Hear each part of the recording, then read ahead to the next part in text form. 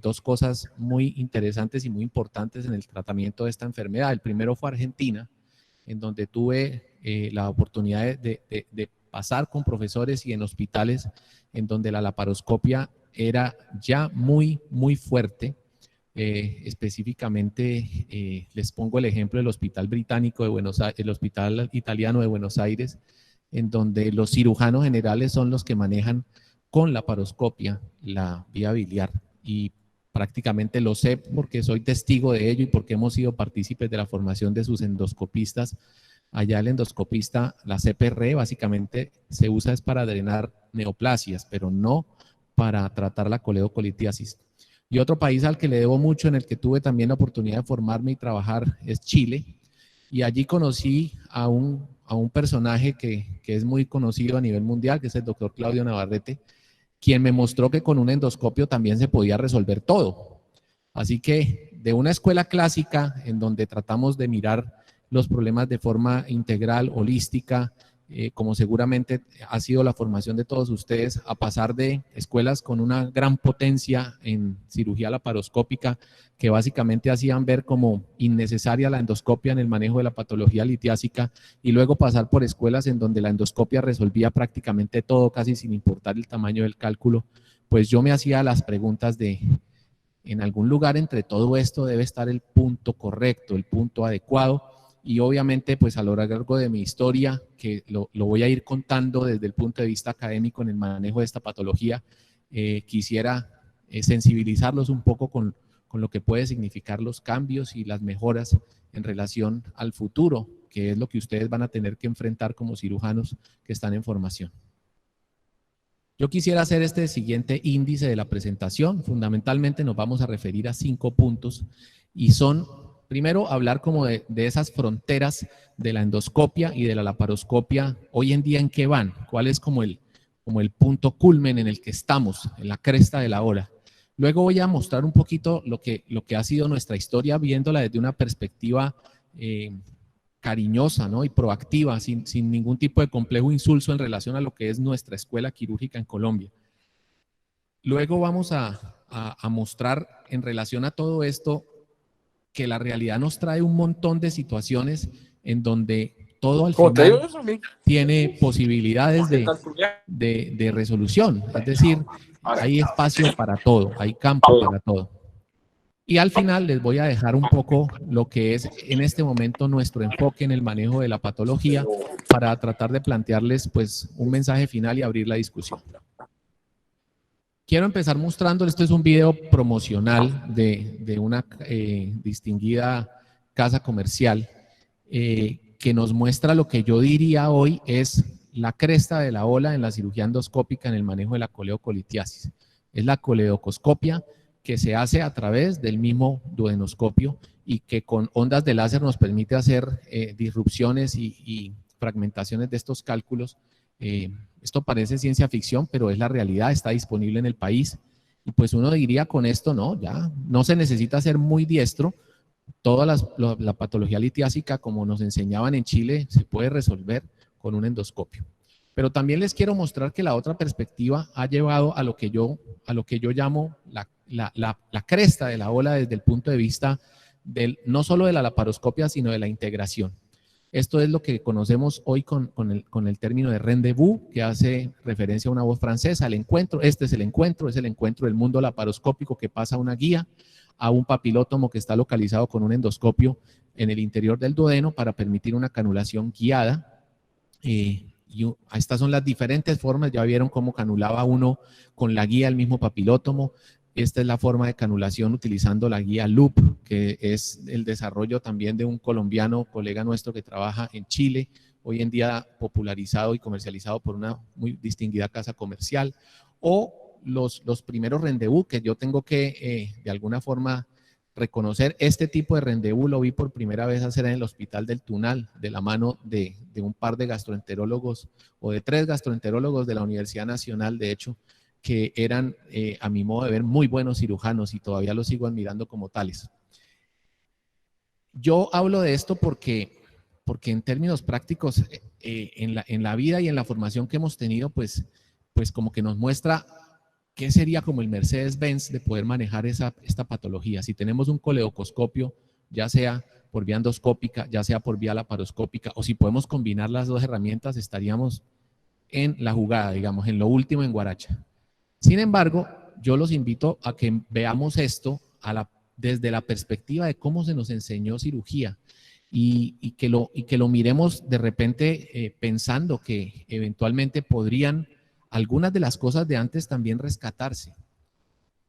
Sobre todo los que son sus profesores se acordarán, algunos de mi edad, otros un poquito mayores, otros probablemente profesores nuestros, recordarán que en la década de los 90 temprana, inclusive ya acercándose la década de los 2000, era difícil conseguir colangio-resonancia en nuestros hospitales, no teníamos ultrasonido endoscópico, lo máximo a lo que podíamos esperar era hacerle una placa al paciente en cirugía, poniéndole un catéter dentro del cístico y haciendo una colaje intraoperatoria.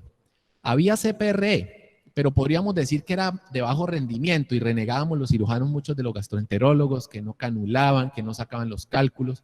Yo recuerdo en el Hospital San Ignacio, siendo profesor, que con nosotros vino a rotar una residente de la Universidad de Toronto de Canadá y ella le fascinaba entrar a las exploraciones de vía biliar porque decía que en Canadá ella no veía eso, porque allá había un doctor que se llamaba Norman Marcon y pues no le dejaba a los cirujanos nada. No teníamos prótesis, no teníamos stents, pero sí teníamos el tubo de Kerr, que era muy común. Hoy en día sabemos que el tubo de Kerr lo conminó una revisión de Cochrane. Básicamente es una mala praxis. Obviamente todo tiene sus excepciones, pero en términos prácticos los tubos en T son historia. No teníamos balones dilatadores para la papila, no teníamos el spyglass que les mostré. Hacíamos exploraciones biliares, coleocotomías, pinzas de Randall, dilatadores de Bakes. Hacíamos esfinteroplastias transduodenales, en eso era muy diestra la escuela del Hospital San José, otros de otras escuelas no éramos muy proclives a esto. Hacíamos derivaciones, recuerdo a mis profesores diciendo que la coleocodenostomía era la cirugía más segura del mundo, que pocas veces habíamos visto una coleocodenostomía complicada. Eran cirugías mucho más grandes, pero yo los invito a que veamos un asunto que había atrás. No había laparoscopia. Seguramente la laparoscopia era preliminar, servía para sacar la vesícula y no más, pero operábamos la vesícula y la vía biliar. Esto era un tema integral. A nosotros como cirujanos se nos enseñaba a manejar la vía biliar, concepto que yo creo debemos rescatar, porque la patología biliar es tan prevalente y la incidencia de litiasis coledociana en relación a la colelitiasis es tan alta que no podemos esperar ni pensar que esto va a estar en manos de servicios de cirugía hepatobiliar a lo largo y ancho del mundo. Éramos cirujanos generales, probablemente hacíamos cosas de las que hoy nos burlaríamos, pero ¿cómo esa cirugía tan grande? Pero ¿para qué esa incisión tan gigante? Pero es cierto que éramos efectivos y éramos eficientes porque resolvíamos a los pacientes en una única cirugía cuando salía bien, obviamente. Solo los dejo pensando en eso. Y yo, tratando de hacer esa reflexión, el año pasado, en algún curso del AIS, que ya hoy en día todos los conocen, este es nuestro Facebook de cirujanos, hoy en día nuestro YouTube de cirujanos, porque hay montones de información. Esto es una iniciativa española del Grupo de Barcelona. Y yo veía en alguna de estas presentaciones esta diapositiva y ellos estaban hablando precisamente del manejo de la patología litiásica y yo me preguntaba, ¿realmente esa fue nuestra historia? ¿Realmente esa fue la historia que vivimos en Colombia? ¿Realmente nosotros tuvimos este progreso en el crecimiento de la CPRE y la colecistectomía, la exploración laparoscópica en la década de los 2000 y hoy en día estamos hablando de exploraciones laparoscópicas, rendezvous y esto? ¿Realmente es así? Y yo tenía que hacer la reflexión de que creo que así no fue. Porque si miro con mi propia experiencia, pues yo al año 2005 tuve de alguna forma que salir del país para aprender a hacer algunas cosas que aquí no se hacían. A mí me enseñaron a hacer muy bien colecistectomía por laparoscopia en el Hospital San Ignacio, pero no mucho más en el manejo de la vía biliar. Y luego, cuando regreso al país por allá en el año 2010, pues yo lo que encuentro es un escenario en donde venía pues bastante bien entrenado en el mundo endoscópico. Esa es una foto con el maestro que nos había enseñado a hacer CPRE y encuentro que básicamente la situación era que aquí se hacían CPREs y Colelabs. Y lo que no entraba por ahí se abría. Y esa era como la lógica en la que yo llegué a funcionar en el país. De ahí hubo algunas situaciones que en el caso particular mío, y le doy gracias a la situación como la tuve que vivir, yo tuve una restricción clara y frontal para el uso de los endoscopios a mi llegada al país, pero pues obviamente trabajaba en un departamento de cirugía en donde tenía el acceso pues a las salas, a los instrumentos y al almacén del hospital, y en el almacén del hospital pues no nos negaban los elementos que se solían y que habíamos aprendido a utilizar en endoscopia para utilizarlos por vía laparoscópica. Entonces empezamos a hacer nuestras CPRs, entre comillas, porque lo hacíamos con canastillas de Dormia, dilataciones, balones, extractores, todo lo que habíamos aprendido en CPR, pero desde la laparoscopia, que era lo que teníamos permitido utilizar en el hospital. En ese entonces yo recuerdo, estoy hablando del año 2010, hicimos con el doctor Luis Carlos Domínguez y con el doctor Álvaro Sanabria, que hoy en día son insignes representantes de la Escuela de la Universidad de La Sabana y de la Universidad de Antioquia, este estudio. Obviamente ahí está nuestro profesor Rugeles, el doctor Oscar Rubio, que hoy en día es cirujano vascular y trabaja aquí en la ciudad de Bucaramanga desde hace algunos meses. Hicimos este estudio y fue favorablemente el ganador del premio a la investigación clínica de la Academia Nacional de Medicina del año 2010, está publicado en la revista de Medicina del septiembre del 2011, y fundamentalmente nosotros lo que hicimos fue nuestra escala. Algunos la conocen como la escala de San Ignacio.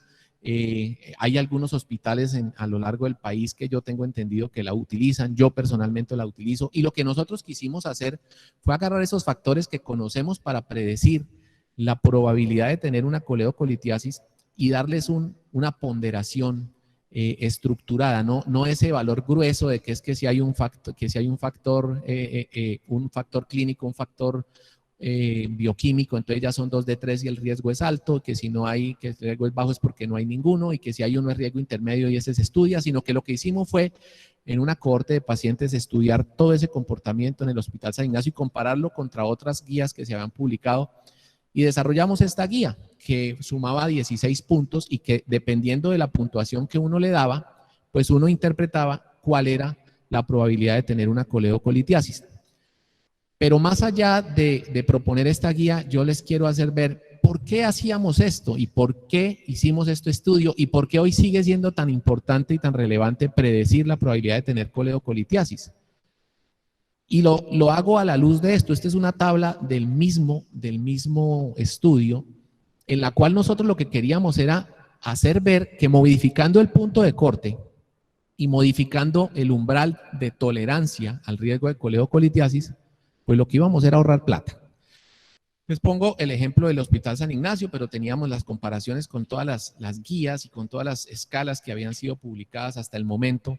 Y básicamente lo que estábamos encontrando es que, por lo menos en esa cohorte del Hospital San Ignacio, que fue de unos casi 300 y tantos pacientes, nosotros nos habíamos gastado casi 100 millones de pesos estudiando a los pacientes del riesgo intermedio para poder definir si sí tenían coledocolitiasis o no, y si sí había que llamar al gastroenterólogo a que le hicieran una CPR o no, y cómo era este cuento. Y esto era una cifra que no es despreciable y que si lo comparamos contra todos los otros estudios, pues al unísono, en ese riesgo intermedio era donde más se gastaba dinero, siempre, o sea, hoy en día pasa así, estamos gastando una suma considerable de tiempo, de dinero, por la necesidad que tenemos de saber si el paciente tiene o no una coledocolitiasis antes de llevarlo al quirófano.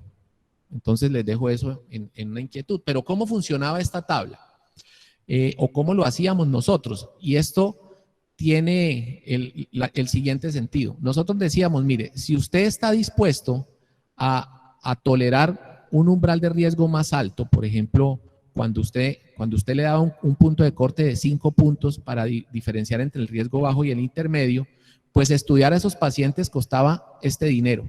Pero cuando movíamos ese punto de corte un poco hacia arriba y tolerábamos un mayor riesgo de poder tener coledocolitiasis, 6.5 o 8.5, y de ahí para arriba podíamos irlo moviendo, pues este costo considerablemente se iba disminuyendo. Es simplemente para mostrar que la necesidad de no poder nosotros tolerar en el riesgo intermedio una coledocolitiasis inadvertida cuando llevamos el paciente a cirugía, nos cuesta dinero. Y en la medida en que lo podemos tolerar más, pues nos ahorramos ese dinero.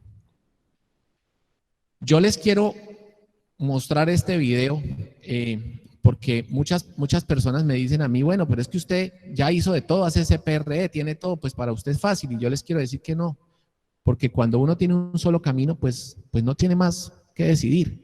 Y este video que están viendo a la izquierda es un video que está publicado en YouTube, que yo lo encuentro por curiosidad un día y que veo que son nuestros, que alguna vez fueron nuestros residentes en el Hospital San Ignacio y hoy en día ya son cirujanos en una muy respetada clínica de la ciudad, manejando este problema después de una CPRE que había sido fallida. Y obviamente cuando dicen que no se pudo por CPRE, pues al cirujano le toca ver qué va a hacer, pero él no puede decir que no hay solución. Y manejándolo como nos había tocado empezar a manejar a nosotros el problema cuando llegamos de fuera del país a volver a desempeñarnos aquí en el hospital. Ellos, siendo cirujanos generales, uno de estos es el doctor Rubio, con el que habíamos hecho este artículo, que hoy en día es cirujano vascular y que no, ni por las curvas opera un colédoco, pero en este momento, estoy hablando hace unos 4 o 5 años, pues tenía que resolver esta situación. Hizo una exploración laparoscópica de la vía biliar, como lo habíamos hecho, utilizando eventualmente pues las herramientas que también habíamos empezado a usar que vienen del mundo endoscópico, ¿no? Porque algunos piensan que hacer una exploración laparoscópica requiere de coleocoscopio.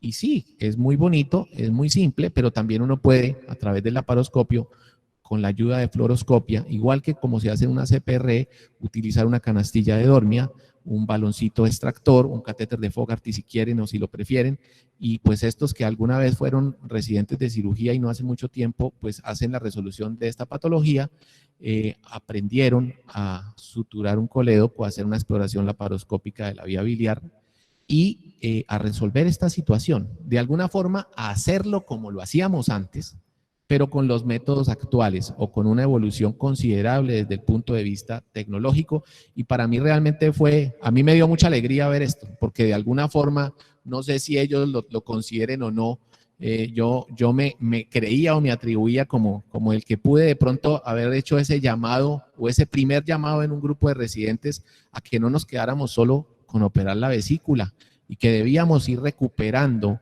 un poco desde la herramienta, desde la vertiente que tuviéramos, en este caso la laparoscopia, pues el dominio y el control sobre la vía biliar. En ese orden de ideas yo les quiero resumir hasta ahora lo que les he hablado, diciéndoles que a mí me formaron en un ambiente en donde todavía la cirugía abierta era común y todo se hacía ahí. Y que hoy en día tenemos 3 grandes mundos que no han inventado nuevas indicaciones, que no han hecho nuevas cirugías.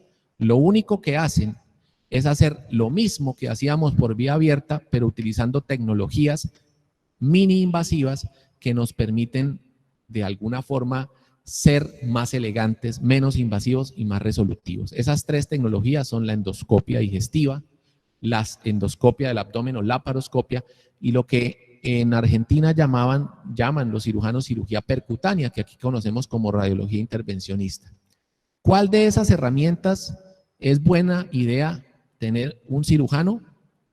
Cualquiera, pero hay que tener alguna. Si quieren, sean musculosos con la laparoscopia, si quieren tengan esta. Los argentinos son muy buenos en cirugía percutánea, ellos mismos drenan sus colecciones, andan con un ecógrafo haciendo todas sus cositas, funcionan la vesícula, la vía biliar, hacen colágenos transparieto-hepáticas. Parte de la formación del cirujano argentino es tener herramientas percutáneas. Yo diría que parte de la formación del cirujano chileno es tener herramientas endoscópicas y también laparoscópicas. Y yo me veía un poquito quedado, la verdad. Yo decía, pucha, y nosotros en Colombia, no mucho. A nosotros nos enseñan Colelab y de ahí ya hay que hacer otras subespecialidades o ser amigo del doctor X para que me lleve a enseñar estas cosas u otras. Y a mí me quedaba como ese sinsabor. Yo decía, pero entonces los cirujanos del país que están atendiendo las vesículas del país, pues se están quedando cortos al final. No estoy queriendo decir que todos los cirujanos tengan que ser hepatobiliares, pero sí creo que hay que dar un poco el paso adelante y no nos podemos quedar tan dormidos y tan cómodos haciendo vesículas solamente, en un mundo en donde la patología litiásica es muy prevalente y donde la complicación obstructiva del colédoco es muy incidente dentro de esa patología muy prevalente. Bueno, entonces ahí les pongo esto. Hoy en día, para mí y para nuestro grupo, la decisión es complicada, porque cuando usted tiene todas las herramientas, es más difícil. Es más fácil eventualmente resolverlas, pero es más difícil decidir. Lo que en fisiopatología alguna vez recuerdo me enseñaron mis profesores como los conflictos de doble atracción. Y es que no hay nada más difícil que decidir entre dos cosas buenas. Es mucho más difícil que decidir entre dos cosas malas y muchísimo más difícil que entre una mala y una buena. Y cuando usted tiene endoscopia, tiene laparoscopia, tiene cirugía percutánea dentro del armamentario para ayudar a resolver esto, pues es más difícil que cuando usted solamente tenía que abrir al paciente porque era lo único que había, o como en el hospital italiano son muy buenos abriendo haciendo exploraciones por laparoscopia de la vía biliar, pues ese es su método y lo dominan bien. Y yo me hacía la pregunta, ¿no? Nosotros como que hemos estado acostumbrados a decir que la mejor cirugía es el que el cirujano mejor hace. Y yo creo que ya estamos como a tiempo de empezar a pensar que la mejor cirugía es la que es y que eventualmente el cirujano debe aprender a hacerla mejor y no quedarnos como en esa zona de confort que de pronto nos está frenando un poquito en nuestro desarrollo. Yo les quiero mostrar algunas situaciones puntuales. ¿Por qué digo situaciones puntuales? Porque desde estas múltiples vertientes y perspectivas que yo he tenido que aprender a lidiar después ya de mi vida profesional con la coleocolitiasis y como les digo, gracias a Dios contando con estas herramientas, les tengo que decir que a veces yo entro a un colédoco o a una vía biliar y me encuentro que no hay papila, porque el divertículo venal deformó esto y no hay cómo canular eso, y pues la endoscopia se quedó corta. O a veces me encuentro que entré, pero tengo este tamaño de cálculos en tándem en donde yo dijera, y tuviera más bien un laparoscopio y estarle haciendo una coledocotomía y resolver esto suavecito en lugar de ponernos a que ahora que litotripsia, que póngale una prótesis, que 3 procedimientos o $7,000 de spyglass y láser. O eventualmente esto que es un síndrome de Mirici en donde uno dice, bueno, ¿y por este lado qué? ¿Será que quieren que saque la? No, pues le voy a poner una prótesis si acaso y vamos a ver con cirugía o en cirugía laparoscópica cómo vamos a hacer una resolución. Yo casos como estos los hemos manejado con prótesis expansibles y suturas sobre la prótesis en miricis que podrían haber sido, digamos, hipotéticamente considerados para un hepático yeyuno y se han logrado salvar vías biliares o coleocolitiasis múltiple. Les invito a decir esto porque a veces nosotros, o a revisarlo, estamos en CPR y tenemos esto y yo digo, ¿y en qué quedó todo eso de que la coleocolitiasis múltiple necesita una vía definitiva de drenaje? Ah, no, pues dilatémosle a la papila, listo, está bien, una esfinteroplastia endoscópica, pero muchos sencillamente le hacen su papilotomía, ponen su prótesis, eventualmente luego por la laparoscopia se le hace la exploración de la vía biliar y se quedó sin vía de drenaje definitivo este paciente. ¿Dónde están los principios clásicos que de alguna forma hay que seguir contemplando? El rendezvous, los abordajes percutáneos que también siguen siendo válidos, hoy en día los utilizamos mucho en pacientes, por ejemplo, posbariátricos, en donde no tenemos un acceso endoscópico y pues un abordaje percutáneo o laparoscópico nos puede ayudar a dilatar esta papila guiado por fluoroscopia y avanzar esos cálculos hacia el duodeno. Estas imágenes de lo que alguna vez hacíamos, procurando entrar con un trocar al estómago, olvidado de un bypass para resolver una coleocolitiasis de este tamaño, o eventualmente esto se ha ido reemplazando, como les digo, por abordajes laparoscópicos que nos eviten este complique de algo que no está bien inventado, que es meter un duodenoscopio a través de un trocar al estómago.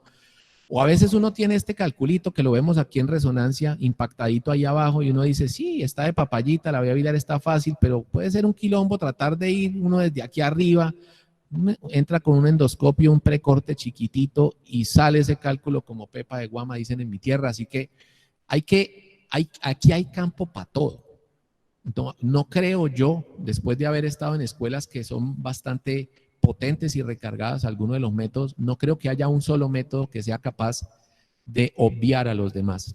Hay espacio para todo y en la medida en que uno los tenga y los pueda procesar o los pueda barajar, pues vamos a hacer las cosas mejor. No estoy queriendo decir que un cirujano general tenga que ser diestro en todo esto.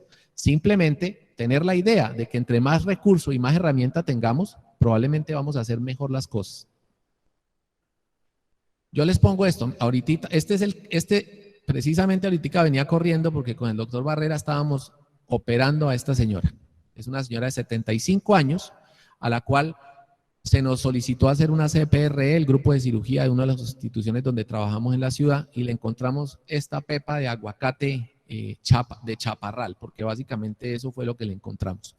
La discusión, que si un quiste de colédoco, teníamos una información confiable, y es que un cirujano conocido nuestro, muy buen cirujano en la ciudad, que además es familiar de la paciente, fue quien le sacó la vesícula hace 15 años por vía abierta, y tenía absolutamente claro que esta lesión, si hubiese sido un quiste de colédoco, él la hubiera visto.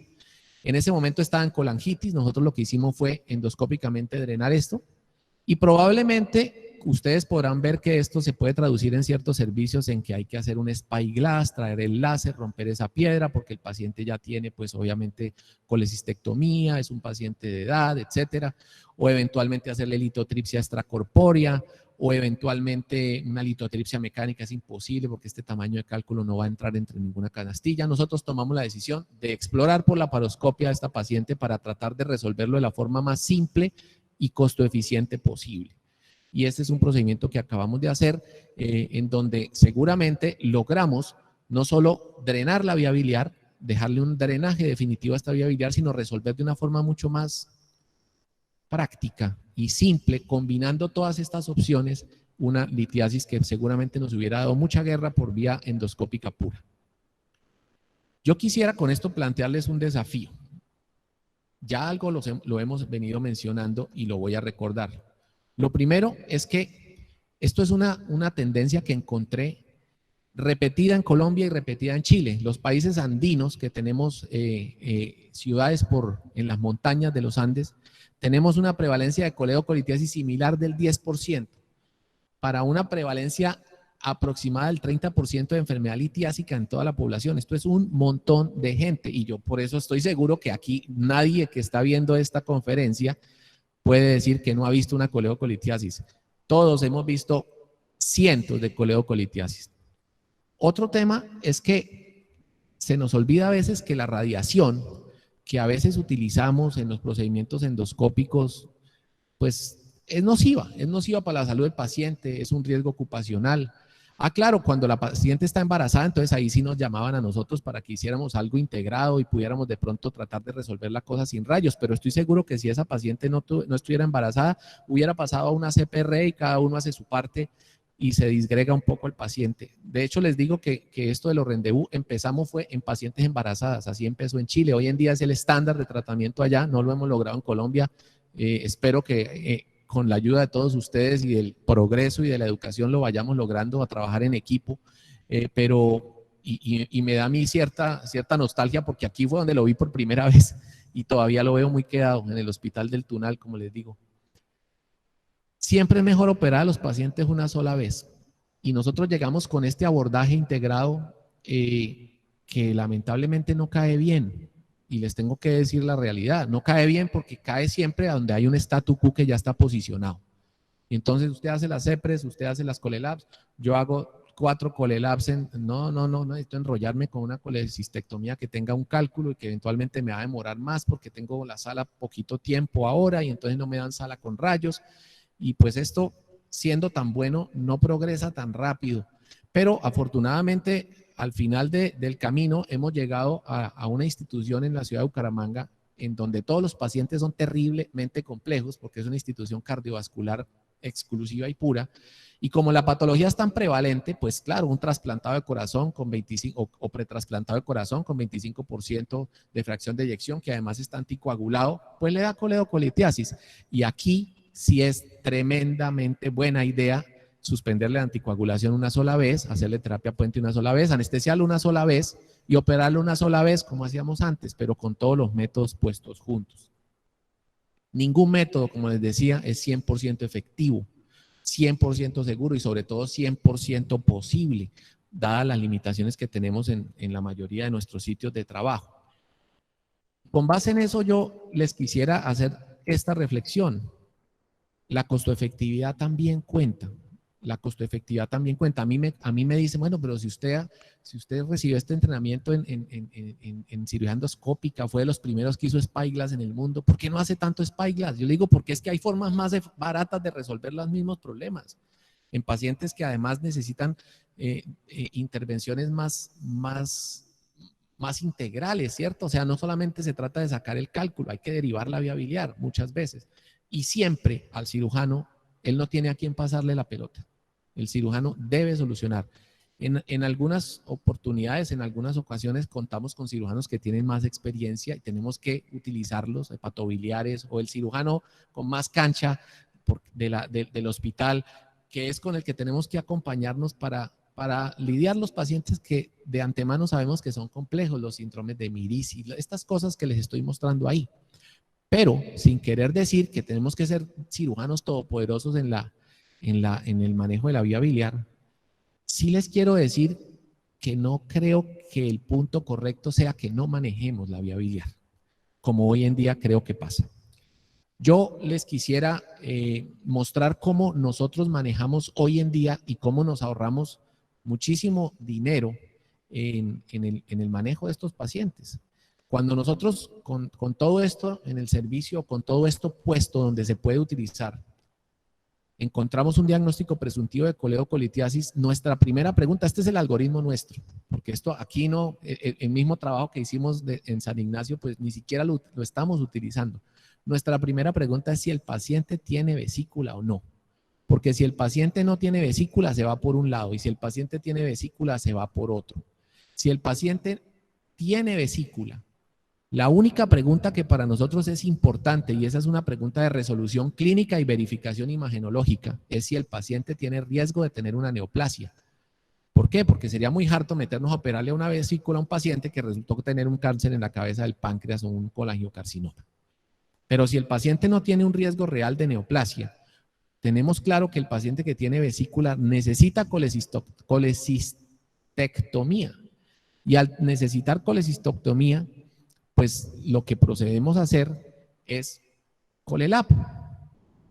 Entonces, con esa colecistectomía, en medio de esa colecistectomía hacemos una colaje intraoperatoria, que sería lo que nos lleva al mismo punto a donde llegan nuestros pacientes que no tienen vesícula. En estos pacientes que no tienen vesícula, sí necesitamos un diagnóstico imagenológico, resonancia, ultrasonido endoscópico, tomografía. En el paciente con vesícula está a demanda solo para los que tienen riesgo de neoplasia. Y nuestro gran diagnóstico imagenológico en el paciente con vesícula es la colaje intraoperatoria. Un frasquito ni siquiera se necesita que sea un medio de contraste para uso endovenoso, es muy barato. En casi todas las unidades de cirugía existe un arco en C. Yo sé que a veces la mesa no es radiolúcida, que tiene sus cosas, pero se puede lograr una colaje intraoperatoria que nos ahorra todo ese costo que les mostraba en el estudio del paciente con riesgo intermedio. Pero si yo me meto a cirugía con él es porque tengo la capacidad de resolverlo, si no, no, me voy a meter una enchicharronada terrible que mejor lo dejo andando por el camino que es. Con eso en la mente y ya teniendo nosotros la imagen de la vía biliar con el método diagnóstico más aceptado y acertado que podemos tener, que sería una colangiografía intraoperatoria, uno planifica cuál es la mejor manera de extraer o de resolver la coledocolitiasis. La primera pregunta es si el cístico nos sirve. Hay císticos que son anchitos, que tienen unos drenajes a veces no tan agudos con la vía biliar, a través del cual podemos instrumentar y tomar el calculito con una canastita de dormia, con un baloncito o con un coleocoscopio si lo tenemos. Y si las condiciones de una extracción transcística están dadas, pues se intenta eso, pero no, cuando no están dadas, ¿cuándo pueden no estar dadas? El cístico tiene un drenaje anómalo, el cálculo está localizado proximal al drenaje del cístico, pues entonces ahí nos preguntamos si las condiciones están dadas es para hacer una extracción endoscópica y disponemos del endoscopio en la misma sala de cirugía para hacer un rendezvous. Con mucho menos riesgo de pancreatitis, está demostrado en la literatura, con mucho menos costo, además, y con menos estancia hospitalaria. Pero si las condiciones no están definidas para una extracción transendoscópica, como por ejemplo este cálculo que les mostré recién que acabamos de operar, eso no lo va a sacar por endoscopia nadie, o sea, el doctor Navarrete después de 4 o 5 procedimientos con láser y no sé cuántos costos. Si esas condiciones no están dadas, pues se hace una exploración laparoscópica de la vía biliar. Es un sistema de decisión como en secuencia y en escala, que a mí me parece que debíamos como empezar a explorar desde el punto de vista de la misma formación del cirujano. Yo no estoy queriendo con esto decir que el cirujano tenga que tener la capacidad de hacer todo, pero una exploración transística de repente sí. Y de repente trabajar en equipo para poderse apoyar con quien sepa hacer las CPREs o con el cirujano hepatobiliar con el que de repente van a tener que hacer cirugías más grandes, porque pueden a veces terminar siendo inclusive anastomosis biliodigestivas. Pero si usted logra tener todo ahí puesto, en integral y en conjunto funcional, pues las preguntas son otras. Ya no nos vamos a gastar dinero en saber qué riesgo tiene el paciente de tener coledocolitiasis o no. Más bien nos ahorramos esa platica para dotar nuestras salas y favorecer nuestro entrenamiento y poder disponer de situaciones que nos devuelvan como cirujanos al manejo más integral de la vía biliar. Y eventualmente, ¿por qué no ahorrarnos una platica para impactar un otro grupo que es el grupo de alto riesgo, que hoy en día van a CPRE a conciencia de que hasta el 50% de esos pacientes ya no tenían cálculos? De repente más bien verifiquemos esos pacientes. Hoy en día ya la guía americana cambió un poco ese umbral y ya habla de riesgo de más de 85% con niveles de bilirrubina sobre 4, pero lo clásico es que eso es hasta el 2018, hasta antes se consideraba que el riesgo alto era de más de 50%, o sea que les estábamos haciendo CPRE a la mitad de los pacientes sin necesidad, con la morbilidad que todos conocemos que puede tener este proceso. Es una forma a la que los invito de ver diferente esta situación y sobre todo es una forma a la que los invito de repente ustedes que están en formación a que procuren, es un camino, es una perspectiva que les muestro porque este es el futuro que ya es presente en algunos servicios y que probablemente va a ser su realidad a futuro en algunos otros sitios. Ya al final de cuentas, el llamado nuestro es que probablemente nos tenemos la oportunidad de ponernos no solo al día, sino salir adelante. De hecho, listo, no tuvimos esa experiencia de cirugía laparoscópica en la mitad de la vía biliar, pero hoy en día sí podemos de pronto estar trabajando en equipo con quienes hacen CPRs y disponiendo de rendezvous y explorando por vía laparoscópica los pacientes que al menos sean accesibles de explorar, las vías biliares bien dilatadas, los pacientes que sean eventualmente explorables por vías transísticas. Se los mostré en un video de 2 cirujanos generales que habían sido nuestros residentes en algún momento. Con esto les quiero dejar un mensaje final. Y el mensaje final es un poco para los residentes, pero también un poco para los que somos profesores. Y yo pues estoy en una posición muy cómoda. Yo digo que yo soy profesor de todos ahora y no soy profesor de nadie porque como estoy en una ciudad no respondo por ningún programa específicamente, sino que simplemente enseño lo que buenamente quiero hacer. Pues es como ser un abuelo, ¿no? En donde uno tiene que ayudar en la crianza de los hijos, pero a uno no le tocan las consecuencias que a los papás. Entonces, de repente, por eso puedo emitir algunas sugerencias como estas. Yo quiero dejarles el mensaje a los cirujanos que tenemos que salir de esa zona de confort, que ese cirujano vesiculero tiene que dejar de existir, que la vía biliar tiene que recuperar su integralidad en términos en torno a la dificultad y que debemos volver a resolver integralmente. Pongo a la antigua, yo no estoy diciendo que haya que volver a la cirugía abiertas, pero sí con la integralidad y con los preceptos de nuestros profesores, de operar a los pacientes una sola vez, de sacarlos resueltos y de eventualmente ser costo efectivos, pero obviamente hacerlo con la tecnología y las destrezas que el presente exige y que tenemos que adquirir si es que no las tenemos, y pues estamos a tiempo de empezarlo a hacer. Muchas gracias. Doctor Valdivieso, muchas gracias por su presentación, muy clara y de gran aporte para los cirujanos generales en formación. Los invito a realizar las preguntas por medio del chat. Les quiero compartir que llegamos a 168 asistentes en esta nueva sesión de numeral Cirugía un Clic, lo cual es un logro en nuestra propuesta educativa como residentes de Cirugía General de la Universidad Nacional. En ese momento hay una pregunta. El doctor Edison Alberto Acuña pregunta ¿qué opinión tiene acerca de la ColeLab y la colangio intraoperatoria en riesgo intermedio, basándonos en los criterios actuales? Bueno, a ver, la pregunta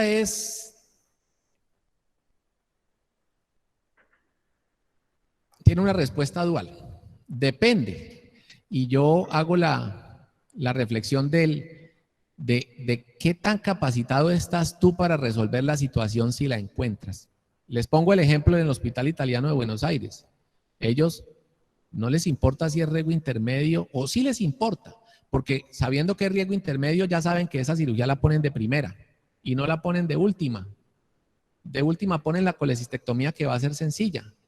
Pero si tú eventualmente tienes un riesgo intermedio, no le haces colangioresonancia, le haces una colangio intraoperatoria al paciente y tienes la capacidad de resolverla, dependiendo de lo que la colangio intraoperatoria te muestre, pues ¿cuál es el miedo? A nosotros, por razones que ustedes entenderán, teniendo las herramientas disponibles, pues no nos interesa, si es de alto riesgo, de bajo riesgo, o de riesgo intermedio, o de riesgo alto, básicamente nos sirve para saber cómo lo vamos a poner, si temprano, si cuando están los rayos, o más bien lo hacemos por la tarde cuando ya los rayos los están utilizando los ortopedistas. Pero en principio, lo que nos interesa saber, como les dije, es que no nos vayamos a meter a operar de la vesícula una neoplasia que esté obstruida no por patología litiásica biliar. Entonces, en ese orden de ideas, sí creo que la colangio intraoperatoria es una herramienta muy costo efectiva, una herramienta que no ha sido muy común en nuestro medio, sí es bastante común en el cono sur y en las escuelas europeas, no es muy de las escuelas americanas, pero es el gold estándar y es el patrón de oro. El tema es que si tú ya estás operando la vesícula y encuentras el diagnóstico, pues tienes que tener la forma de resolverla. Y les voy a dar tips. De pronto alguno dice, esta vía biliar no la puedo resolver. Tengo que llamar al doctor Guevara porque es que esto parece un miris y la vía biliar está fina, voy a terminar haciendo un hepático y inostomía.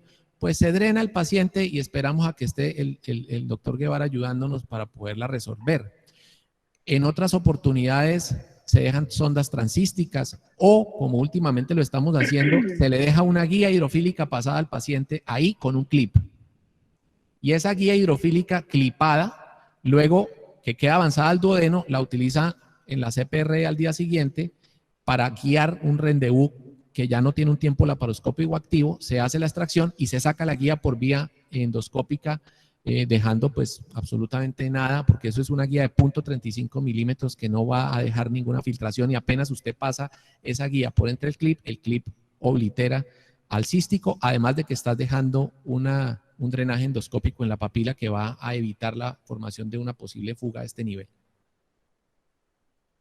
Bueno, doctor, otra pregunta. ¿Qué opina del cambio de los criterios para determinar los pacientes con alto riesgo de coledocolitiasis respecto al nivel de bilirrubinas mayor de 4, combinado con la dilatación de la vía biliar? A mí me parece fabuloso y todavía insuficiente. Yo, por esta perspectiva que ustedes ya se habrán dado cuenta, me parecía escandaloso que hasta el año 2018 todavía todas las asociaciones científicas estuvieran de acuerdo en propinarle una CPRE a un paciente con 50% de riesgo de tener patología litiásica resolvible por la CPRE, en un mismo mundo y en un mismo escenario en donde se nos vendía y se nos enseñaba que la CPRE ya no era un procedimiento diagnóstico. Entonces yo decía que hay una incoherencia. Pues esa incoherencia nosotros la resolvimos con los diferentes puntos de corte. Y hoy en día en la escuela nuestra, les quiero decir, no se hace una sola CPRE que no esté comprobada positiva en un mundo en donde hay forma de comprobarla. Entonces yo les decía, ahorrémonos esta platica, esa gran plata que se va a uno a ahorrar en el riesgo intermedio, para que más bien a esos falsos positivos del riesgo alto le hagamos una ecoendoscopia inicial verificadora. Hoy en día lo hacemos así. Ecoendoscopia, si la patología no se confirmó, se acabó el procedimiento. Si la patología se confirmó, se saca ese endoscopio, se entra un duodenoscopio y se completa la extracción endoscópica. Pero es absolutamente coherente y claro.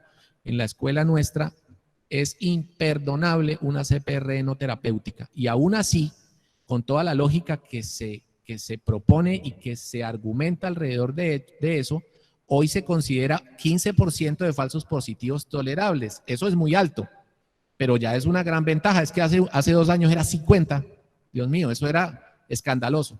Así que haber movido esos criterios me parece fabuloso.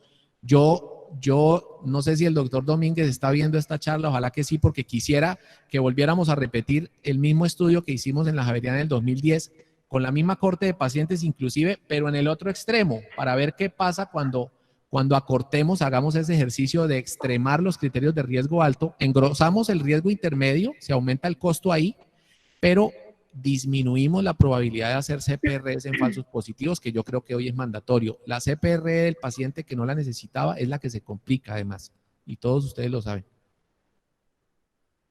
Bueno, doctor, el doctor Germán Junca agradece por su presentación y pregunta qué hace cuando no puede canular el quístico para realizar la colangio intraoperatoria.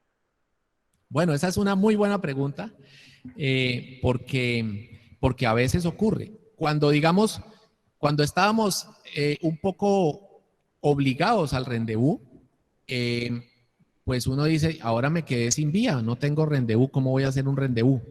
Y obviamente, pues lo que solía pasar en esas situaciones es que definíamos que el riesgo, por ejemplo, de una vía biliar que no teníamos mapeada, a veces no muy bien identificada, no muy bien disecada, con un cístico que no me daba paso, pues probablemente el riesgo era menor de entrar al endoscopio y aclarar, hacer esa colangio intraoperatoria vía endoscópica al tenerlo ahí, ¿cierto? Entonces, esa es, como les digo, esa es una situación que nosotros en la práctica nuestra, pues no tenemos que ver, porque gracias a la disponibilidad del recurso, pues tenemos cualquiera de las herramientas ahí.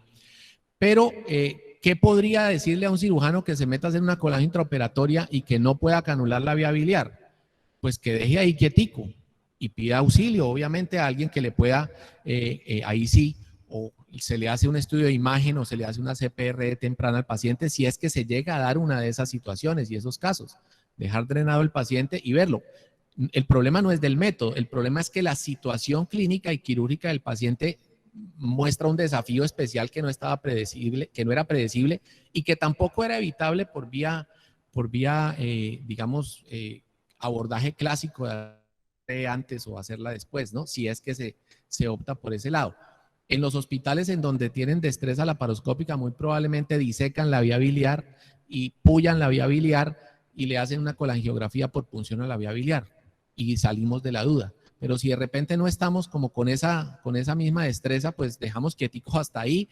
Las colestectomías parciales todavía existen, nadie va de alguna forma a criticar a alguien que haya decidido por sus propios límites suspender un procedimiento hasta eso, y son situaciones a las que vamos a estar expuestos porque tenemos diferentes grados de experticia en el manejo de la patología biliar. Nosotros no podemos negar que hay cirujanos que tienen mucha más experiencia, que lo hacen mucho mejor, pero lo real es que la patología es tan prevalente que todos los pacientes no lo van a operar esos cirujanos. Tenemos que tener un método que sirva, genérico, que sea democrático, digámoslo así.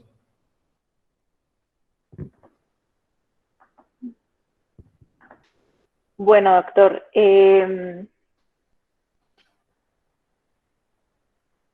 otra pregunta, ¿qué opinión tiene de la colangio intraoperatoria? ¿Se hace en todos los pacientes o solo en mayores de 55 años? Bueno, esa es una muy buena pregunta que yo también me sigo haciendo. Son cuestiones de escuela, es lo que a mi parecer tengo hoy en día. En estas escuelas que les comento que son muy de colangio intraoperatoria y de resolución en torno a la colangio intraoperatoria, ellos de rutina le hacen a todo el mundo colangiografía intraoperatoria. Y digamos que uno se queda sin argumento para decirles que no. Sin embargo, yo les quiero decir qué hacemos nosotros. Nosotros al que no tiene riesgo, al que está en riesgo bajo de coleocolitiasis, no le hacemos colangio, le hacemos una colestectomía simple. Digamos que es un poco la herencia que nos quedó de nuestra escuela. O sea, yo como que digo, no fue ni técnica francesa ni americana, sino canadiense, un enrase un poco de las dos, porque lo que estamos haciendo es de alguna forma manejar el riesgo intermedio y alto con todas estas herramientas muy de la laparoscopia, de la colangio intraoperatoria, el rendezvous, todo lo que les digo, muy cargado como hacia eso y soltando un poco como esa insistencia y esa obsesión endoscópica que en algunas ocasiones llegamos a tener. Pero en el riesgo bajo procedemos escuela colombiana, y el riesgo bajo es bajo, es decir, no la jugamos a que no había cálculo, y si llega a aparecer, pues al día siguiente miramos qué vamos a hacer, que definitivamente pues la probabilidad es baja. ¿Por qué? Porque es obvio que es tan prevalente la enfermedad, son tantas las vesículas que se hacen en un hospital, que sería un poquito difícil desde el punto de vista logístico tener que definir que para poder hacer una vesícula tenga que haber un arco en C disponible, nos volveríamos como ortopedistas. Entonces eso nos da un buen equilibrio. Al riesgo bajo no le hacemos colágeno intraoperatoria, pero a todos los demás que tienen vesícula, ese sería el ideal para tomar decisiones y ahorrarnos, ¿no? Obviamente vemos casos, perdón, en donde tenemos que lidiar. Por un lado, esto es lo que les muestro que hacemos, pero tenemos que lidiar con una realidad que tiene mucha herencia del pasado. A nosotros nos toca manejar mucha CPR de paciente que ya tiene colágeno resonancia. Estamos en una ciudad donde hay 8 resonadores en la ciudad, entonces con mucha frecuencia, pues ahorrar esa colágeno resonancia, no, ya para qué. Entonces también disponiendo de esas imágenes, pues no hacemos colágeno intraoperatoria, pero pues hubiera sido bueno ahorrarse esa platica, ¿no? Doctor, ¿es factible poner un stent en vía biliar durante la COLELAP? Totalmente factible y es lo que se debe hacer. Yo los invito a que revisen, le den una ojeada a la revisión de Cochrane, que pues para mi dolor, porque todos amamos los tubos de Kerr, pero proscribió los tubos de Kerr. Lo que uno debe hacer si explora una vía biliar es pasar un stent y suturar. ¿Por qué? Porque no tiene la misma morbilidad que tiene un tubo de Kerr con una fístula pues al aire del drenaje biliar.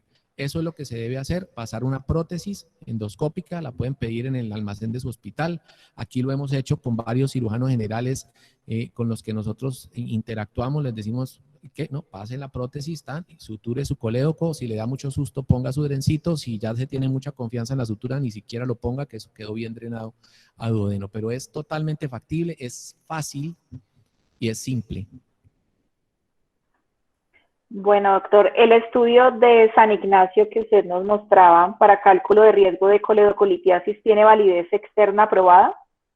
Sí, el doctor Sanabria, que fue del grupo investigador y que no tengo la más mínima duda que es el cirujano más metodológicamente dotado y productivo de este país, se encargó de hacer la validación de esa escala, de una segunda validación de esa escala en la Universidad de Antioquia. Eso está publicado en la revista colombiana de cirugía, si mal no estoy.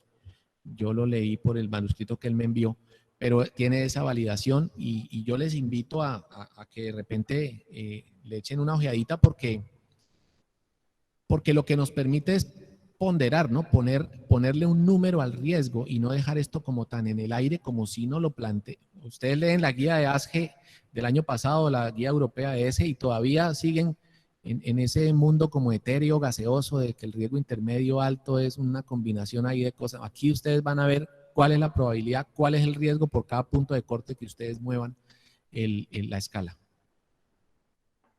Bueno, doctor, el doctor Benavides pregunta, al momento de hacer la exploración de la vía biliar, ¿qué le parece mejor? ¿Cierre primario del colédoco o tubo en T? Según su experiencia, ¿a cuál le va mejor? Pues yo les diría que siempre que se pueda hacer un cierre primario, es mejor un cierre primario. Esto, digamos, lo voy a poner desde una perspectiva técnica, ¿no?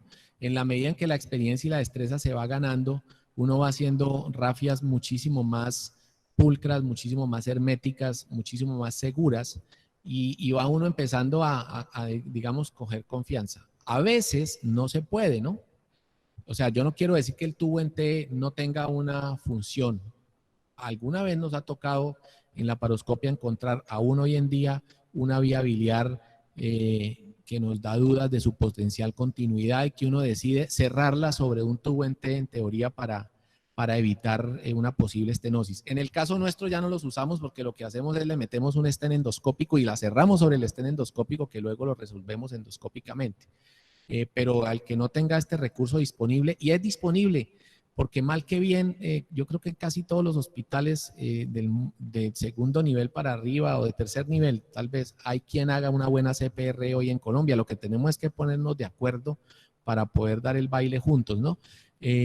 Por eso yo hoy en día les puedo decir que hace mucho rato que no utilizamos tubos en T, pero pues no me atrevo a decir que no sea algo que se pueda tener que necesitar en la medida en que haya situaciones que así lo indiquen y cuando ustedes no tengan las herramientas alternativas, como lo son el caso de la endoscopia, ¿no? Bueno, doctor, la doctora Karen Pregunta, si decide una exploración de la vía biliar laparoscópica e incidentalmente encuentra una neoplasia de papila como causante de obstrucción, ¿qué método recomienda para derivar la vía biliar? Bueno, eso digamos que no nos ha pasado y yo entiendo la pregunta y entiendo la incertidumbre y entiendo el miedo, porque sigamos el proceso, digamos, más exigente para que esa situación se diera. Es un paciente en el que no sospechamos una neoplasia y resultó tenerla, según el algoritmo nuestro. Eso lo vamos a ver en la colagia intraoperatoria. En la colangiografía intraoperatoria vamos a ver que no hay cálculo y que lo que tenemos es una terminación que no es la terminación, digamos, correcta del colédoco y eventualmente vamos a tener una neoplasia papilar, una neoplasia en la cabeza del páncreas. Indeseable, pero nos ha pasado.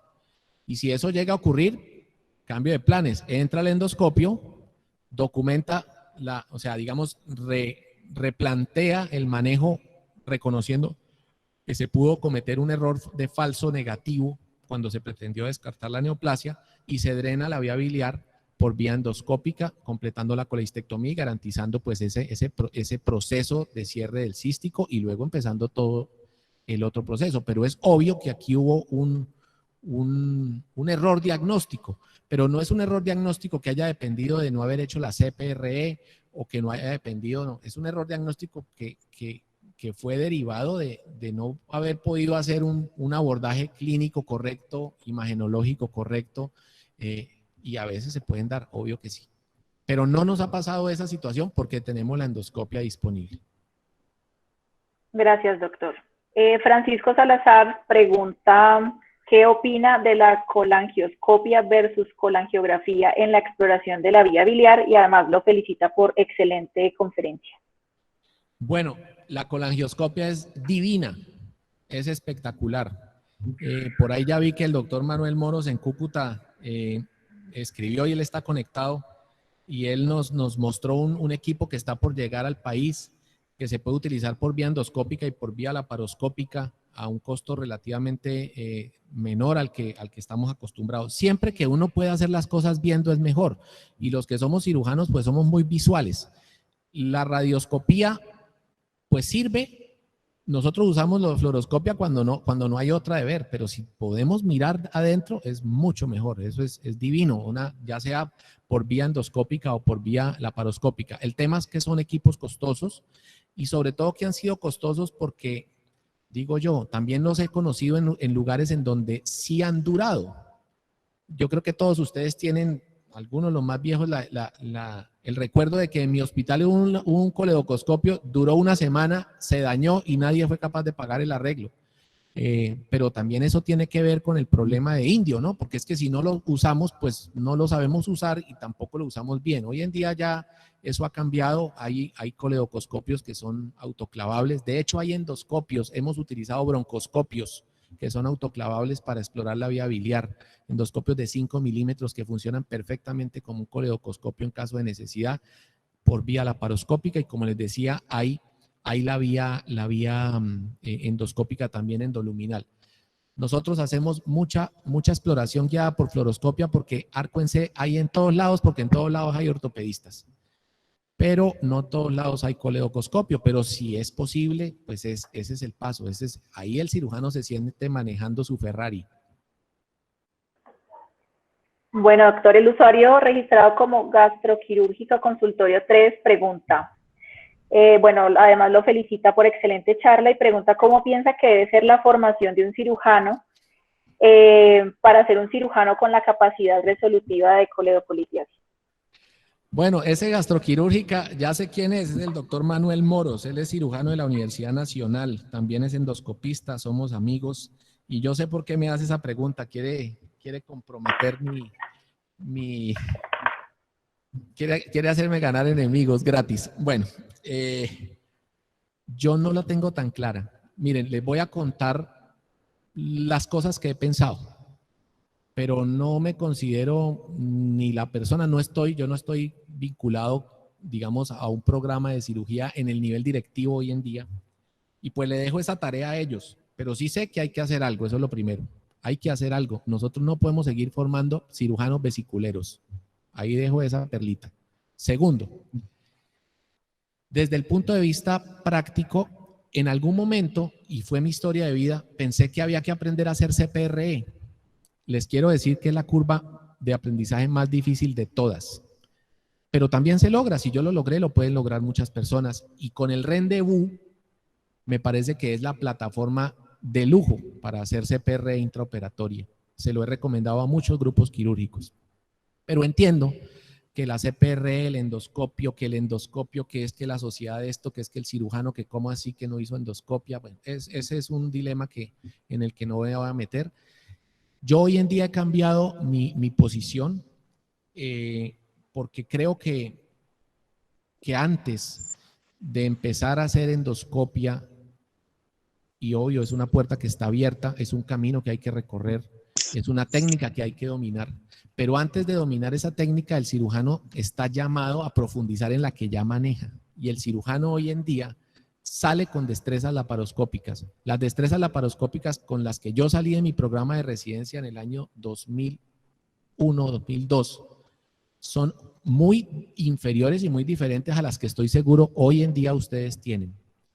Y como ese mundo lo tenemos más cerca, yo les plantearía que empezáramos escogiendo casos para hacer exploraciones transcísticas de la vía biliar. Es más, en un congreso que estuvimos con el doctor Steve Eubanks, pues los autores del libro el Mastery of Surgical Endoscopy, alguna vez les conté esto y ellos hoy en día los americanos están trabajando muy fuerte en enseñarle a hacer exploración transcística a los cirujanos de a pie, a los residentes de cirugía y de ahí para adelante. Esa es la primera plataforma para empezarse a sentir con confianza para hacer una exploración laparoscópica de la vía biliar, al menos en una vía biliar que está dilatada con poco o bajo riesgo de hacer una estenosis. Yo hoy en día creo, cuando a mí me enseñaron laparoscopia, que la laparoscopia se dividía en básica cuando usted no tenía que hacer sutura y avanzada cuando usted tiene que hacer sutura. Hoy en día creo y tengo la firme convicción de que no existe laparoscopia básica sin sutura. La laparoscopia avanzada está definida por técnicas complejas de disección, reconstrucción, pero un laparoscopista básico debe saber suturar, como cualquier cirujano, como lo hacíamos antes. Así que mi llamado es, primero, a que trabajen en equipo con los endoscopistas. Segundo, a que reconozcan que la patología litiásica biliar es de ustedes. Ustedes son los que reciben los pacientes en urgencias. Tercero, a que utilicen las pruebas diagnósticas no para gastar dinero a ver si se la mandan a un lado o a otro, sino para que planifiquen cuáles son los pacientes que pueden ustedes empezar a resolver por vía laparoscópica. Una exploración transcística, una dilatación de la ampolla, o no. Este está complejo por una exploración transcística, mandémoselo a gastro que nos saquen el calculito y mañana lo operamos. Y eventualmente desde ahí se puede ir dando el paso hacia la exploración laparoscópica de la vía biliar, al menos en casos de vías biliares dilatadas. Obviamente el camino está abierto y el que quiera llegar hasta el nivel de la CPR, pues tendrá que estudiar, tendrá que aprenderlo a hacer y se puede lograr. Y el Rendezvous es un gran camino, pero empezar por la exploración laparoscópica, por la exploración transcística, me parece que es un pendiente. Bueno, el doctor Francisco Salazar pregunta de si luego de realizar la exploración de la vía biliar laparoscópica deja algún tipo de drenaje en la vía biliar. Yo les decía, hoy en día lo que nosotros dejamos son stents endoscópicos, stents plásticos, prótesis plásticas que se pasan a través del colédoco, se empujan hasta el duodeno, uno siente perfectamente cuando eso traspasa la papila, igual se puede contrastar, se puede mirar en la fluoroscopia, y cuando ustedes garantizan que el drenaje ha sido, y estos son técnicas de pura cirugía percutánea, ¿no? Hay que aprender a manejar la guía, hay que aprender a manejar, pero son cosas que un cirujano puede aprender, sencillo, es parte de la evolución. Puesto ese drenaje, ustedes tienen el tratamiento de una lesión tipo A de la vía biliar, así que pueden suturar con tranquilidad y si les da mucho susto, pues le dejan un dren. Nosotros no dejamos dren de rutina hoy en día, dejamos drenada la vía biliar adentro hacia el lumen, pero no dejamos drenaje externo de rutina, pero bueno, es otra discusión, nadie se ha arrepentido de dejar un drencito de más. Al principio pues habrá que irlos dejando, no pasa nada, pero el drenaje de la vía biliar hoy en día en la mayoría de casos, siempre habrá sus excepciones, es un stent endoscópico. No tienen que hacer endoscopia para eso, solo lo empujan desde la laparoscopia y el endoscopista lo retira después con una endoscopia simple, no el tubo en T. Bueno, la doctora Juliana León pregunta, doctor, en las coledocolitiasis que mencionó como múltiples o de gran tamaño, que antes se realizaba derivación quirúrgica definitiva y ahora manejan por CPRE, ¿hasta cuántas CPRE se pueden realizar? ¿Cuándo se debe derivar? Bueno, esa es una excelente pregunta. Se la agradezco porque no tengo respuesta, pero voy a hacer lo posible. Esa es una de las contradicciones que a mí todo este camino histórico me ha generado. Yo digo, a qué horas dejamos de hacerle caso al doctor Blumgard? Si nos decían que la coledocolitiasis múltiple implicaba por el riesgo de residualidad la necesidad de hacer una derivación definitiva, o se lo pongo más así. O si nos decían que el colédoco dilatado a más de 2 centímetros era un colédoco que se asumía litogénico hacia el futuro y había que dejarle una derivación definitiva. Y resulta que con la CEPRE ya no, Blumgard no, como que no tenía razón, y sí los vemos los síndromes de sumidero, las litiasis residuales. Así que a mí no me gusta mucho pensar que porque haya una técnica nueva se cambie la forma de pensar. Yo creo que la técnica cambia la forma de hacer, pero no la forma de pensar. Lo que se hace es lo mismo. Luego, si teníamos que derivar una vía biliar, la tenemos que derivar hoy en día. Si la endoscopia no tiene cómo derivarla, pues no es la endoscopia lo mejor. Y una papilotomía tal vez no sea una buena derivación. En otra época, digamos hace algunos 8 o 9 años, muchas de esas extracciones endoscópicas, como lo hacíamos bien y uno era feliz diciendo, mire, ya le saqué 40 cálculos por vía endoscópica a esta vía biliar, y yo decía, oiga, ¿y no hay que dejarle un drenaje definitivo? ¿No será que hay que hacerle una hepático yeyuno a esa paciente? Tiene 35 años y tiene un montón de cálculos primarios que va a volver a hacer, o usted lo que quiere es que le llegue en 2 años para otra CPRE y en 4 años para otra CPRE. Hoy en día ese dilema ha cambiado gracias a la dilatación de la ampolla. No les mostré casos de esos, pero hoy en día la dilatación de la ampolla remeda lo que era la esfinteroplastia transduodenal. Se pueden hacer dilataciones hasta el máximo permisible, que es el diámetro de la vía biliar. No tenemos balones sino hasta de 20 milímetros, pero eventualmente uno puede hacer una dilatación. Prueba en el tiempo, la veremos, como tampoco la tuvieron la historia de las cirugías clásicas, pero por lo menos se sostiene el concepto de que una vía biliar que necesita drenaje, se le tiene la forma endoscópica mini-invasiva de hacerlo, no se obvia como si no se necesitara. Gracias, doctor. El doctor Leonardo Carrascal. Perdóneme un minuto porque no le respondí lo que me preguntó. En ese orden de ideas, pues procedimientos endoscópicos repetidos no son buenos. No son buenos. Digamos que uno puede decir, esta paciente, bueno, este calculito no lo saqué hoy, está como difícil, pero en un segundo momento se lo voy a sacar. Pero si uno estima que esto va a necesitar 2 CEPRES, 3 CEPRES, pues hay que pensar, como siempre pensamos los cirujanos, en algo que sea más definitivo. Hay que tratar de resolverle los problemas a los pacientes, no dejarlos pendientes. Para mí, no les quiero decir que no hago CPR repetidas, pero hago todo lo posible por evitarlas y resolver a los pacientes integralmente en un solo momento. Doctor, el doctor Leonardo Carrascal lo felicita por su excelente presentación y pregunta si al hacer rendezvous es importante antes de iniciar el tiempo endoscópico disecar la vesícula del lecho, ya que la insuflación del intestino puede dificultar este paso al volver a la laparoscopia. Sí, mire, Leonardo, a nosotros nos ha pasado de todo en eso.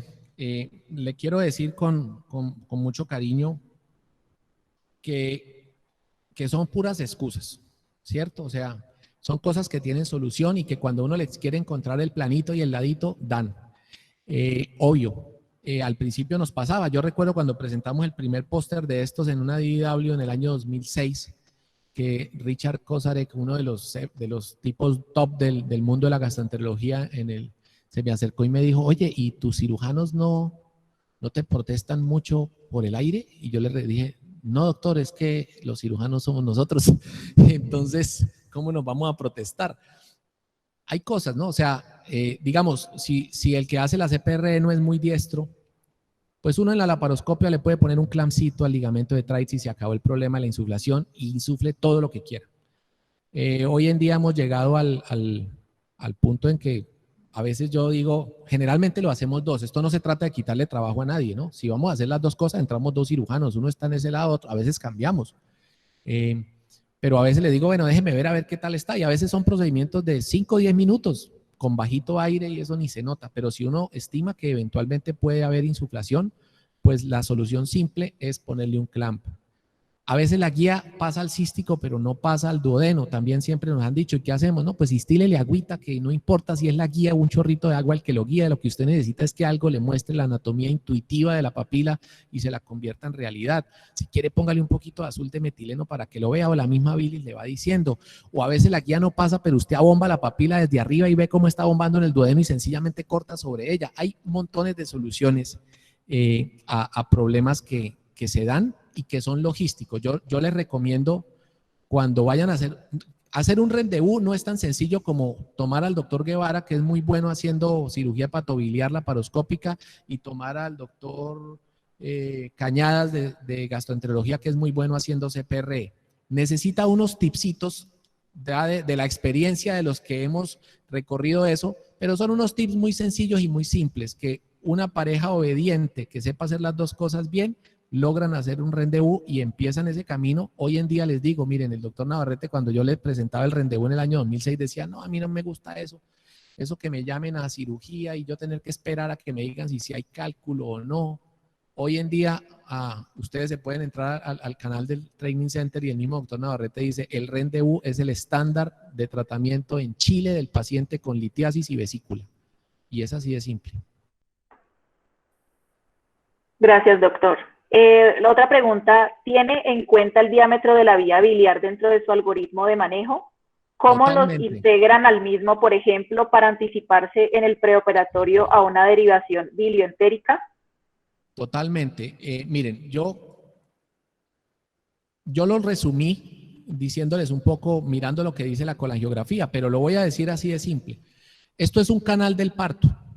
A veces tenemos cálculos que no son tan grandes en la vía biliar, pero son muy grandes para la mínima y fina vía biliar distal por la que tienen que pasar. Y esa vía biliar distal fina además es larga. Dilatar eso a través del páncreas cruento, uno dice, ese es un cálculo mejor para sacarlo por arriba, una cesárea, digámoslo así, y no un parto vaginal o un parto bacteriano. Así tengamos espátulas y episiotomía, que sería la endoscopia. En ocasiones tenemos cálculos que son pequeñitos y que uno con una esfinterotomía simple y lavar salen. En ocasiones tenemos cálculos impactados que por pequeñitos que sean es mucho más razonable extraerlos abajo, allá donde ya están impactados con un corte. Pero también en ocasiones tenemos cálculos que están proximales y es mucho más fácil con una endoscopia subir que dar la curva a través de un cístico.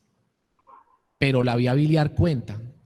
Yo les digo en términos generales, como nos enseñaban los clásicos, yo recuerdo que se nos enseñaba, bueno, puntos de corte como en estadística, que son convenciones, pero antes nos decían, si la vía biliar tiene menos de 1 centímetro, no la toquen. Háganle una esfinteroplastia transduodenal, que sería el homólogo, voy a hablar de una CPRE. Pero si la vía biliar tiene entre 1 y 2 centímetros, ábranla y explórenla, que es una vía biliar suficientemente dilatada como para que no tengan el temor de una estenosis tan grande. Y si tiene más de 2 centímetros, derívenla, porque es una vía biliar que ya no drena bien y necesita un drenaje paralelo al natural de la vesícula. Eso era lo que nos enseñaban los clásicos. Así que si yo tengo un cístico ancho y es fácil sacar el cálculo por ahí, pues esa es la vía. Pero si no es fácil el cístico y la vía biliar está dilatada y abajo no está como tan fácil porque está muy estrecha la vía biliar distal, pues es una cesárea, una coledocotomía. Pero si de repente la vía biliar abajo está dilatada o el cálculo está impactado abajo o está pequeñita, no muy dilatada y me estresa que le pueda hacer una estenosis, pues la vía es la transampular, digamos el parto bacteriano. Esa es como la lógica simple de todo esto y es muy coherente y muy razonable, pero hay que tener las herramientas ahí, ¿no? Si no, uno se puede envainar. Gracias, doctor. Otra pregunta del doctor Jesús Díaz, ¿a qué pacientes convierte a cirugía abierta? Bueno, hace mucho tiempo no convertimos un paciente. Les voy a contar el último del que me acuerdo. El último del que me acuerdo fue un paciente hace unos 5 años, al cual le hicimos una exploración laparoscópica de la vía biliar, porque el cálculo era muy grande, y tuvimos que no convertirlo, sino el cálculo era grande, la vía biliar era dilatada, y la vía biliar distal no estaba muy dilatada. Entonces dijimos, hay que sacar este cálculo. La forma más simple es transcoledociana, es una vía biliar de 2 centímetros, pero no podemos dejar a este señor con una vía biliar, o esta señora era con una vía biliar de 20 milímetros drenando abajo a una papila delgadita. Hay que hacerle una derivación o un drenaje definitivo. Entramos el endoscopio, le hicimos una dilatación de ampolla y conducto biliar, y por alguna razón en ese proceso tuvimos se nos pasó o tuvimos un exceso de confianza, no fue tan fácil volver a entrar a la vía biliar, inflamos a la paciente, y luego cuando metimos el laparoscopio no había campo de poder terminar la sutura del cístico, de recoger las gasas, y nos tocó abrirla para sacar las gasitas y para revisar que todo estuviera bien y cerrarla. Esa es la última que me acuerdo de haberla tenido que convertir, y por razones básicamente logísticas. Obviamente desde ahí nunca más se nos volvió a olvidar predecir que si vamos a inflar la cavidad abdominal hay que ponerle un clampcito al ligamento de Treitz para que no se infle el intestino y no tengamos ese problema, pero son cosas que se pueden resolver. Y el mensaje que yo quiero decir es que, claro, hay que convertir. Me imagino que habrá necesidad de convertir. Yo no hago cirugía de urgencias hoy en día. Desde hace ya muchos años no hago turnos de urgencias, entonces de repente no estoy en el campo de batalla frontal de esa vesícula maluca, terrible. Nos tocan igual durísimas, porque ustedes saben que las subagudas también son, pero eventualmente podría decir que la razón para convertir es cuando usted las pinzas o la disección táctil que le dan las pinzas no permiten la disección. Está eso duro, está rígido, usted no puede jalar, no puede hacer nada, y tiene que meter la doble transmisión, como digo yo, que es el dedo. Esa sería como la razón. Pero eso de que porque está difícil, convirtamos para que sea más fácil, eso no es cierto. Si está difícil por laparoscopia, por abierta también está más difícil. Lo que pasa es que pues, nuestros profesores estaban más habituados a la vía laparoscópica y por ende de pronto se sentían más cómodos convirtiendo. Pero creo que eso hoy en día ya no es así. Una cirugía que es difícil por laparoscopia, yo creo que es más difícil por vía abierta. Gracias, doctor. La doctora Karen Reyes pregunta, hablando de neoplasias de la vía biliar, ¿usted qué criterios o factores usa para sospecharla en el paciente, teniendo en cuenta que es uno de los pilares del tratamiento, del algoritmo, perdón? Bueno, fundamentalmente la clínica, lo de siempre, y eso es exactamente lo que se hace hoy. O sea, yo digo, puede que estemos un poco cortos en la predicción diagnóstica de la neoplasia biliar, pero estamos cortos para todo, porque hoy en día la predicción de la neoplasia biliar se hace con base en la clínica, el típico paciente que tiene la ictericia indolora, el típico paciente añoso que ha perdido peso. Usted dice, este paciente puede tener algo, y ese paciente le hace una imagen, generalmente es una tomografía que le muestra la vía biliar dilatada, la vesícula distendida. Es la misma situación de la CPRE, exactamente la misma situación de la CPRE. Hoy en día, ¿qué está pasando? ¿Por qué digo eso? Porque usted dice, este paciente puede tener una neoplasia, le hacen la CPRE para que se la termine de aclarar. Yo no estoy diciendo entonces que haya que sacarle la vesícula. Si puede tener esa neoplasia, pues hágale la imagen, hágale el TAC, hágale la colangioresonancia antes de que lo decida. Y si definitivamente sí fue una neoplasia, pues hágale la CPRE para drenarla, porque no nos vamos a poner a hacerle una laparoscopia para drenar un tumor, ¿no? Pero es la clínica realmente, es los mismos parámetros clínicos que tenemos pues en el algoritmo viejo o en la forma vieja de ver esta situación. Doctor, y la última pregunta, y gracias por su tiempo. ¿Qué opina sobre el cierre de la coledocotomía? ¿Puntos separados o continuos? ¿Qué sutura? Depende del diámetro de la vía biliar. Nosotros, lo clásico es hacer puntos separados, y de hecho es la forma como como yo les recomiendo que de pronto empiecen, porque pueden hacer puntos separados con anudamiento extracorpóreo y bajar los nudos, eso es muy sencillo, demoradito, pero muy sencillo. Hacer los puntos adentro, pues ya es una destreza que también se adquiere, es como todo en la vida, es cuestión de práctica. Y les digo que en las vías biliares que están dilatadas, la de hoy, por ejemplo, hicimos una sutura continua. Pues digamos que depende del susto potencial que usted pueda técnicamente pensar en que esto vaya a tener estenosis, siempre utilizando monofilamentos y utilizando monofilamentos ojalá absorbibles tipo polidoxanona 4 ceros, idealmente 4 ceros, 5 ceros.